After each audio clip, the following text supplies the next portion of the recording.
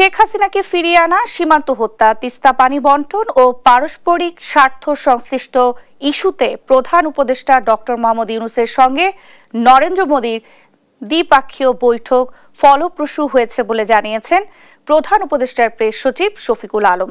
ব্যাংককের শাংলিরা হোটেলে ষষ্ঠ বিমস্টেক শীর্ষ সম্মেলন শেষে আজ স্থানীয় সময় মধ্যাহ্নের পর প্রতিবেশী দেশের দুই শীর্ষ নেতা বৈঠকে বসেন।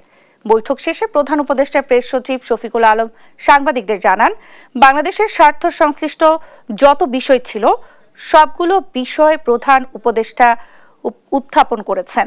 আলোচনা ফলপ্রসূ হয়েছে।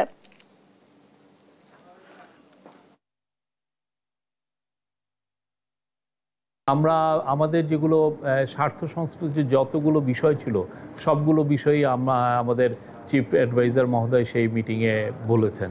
যেমন শেখ হাসিনার প্রত্যর্পণ বিষয়ে কথা হয়েছে, শেখ হাসিনা যে ওইখানে বসে অনেক ধরনের ইনসেন্ডিয়ারি কমেন্ট করছেন সেগুলো বিষয়ে কথা হচ্ছে।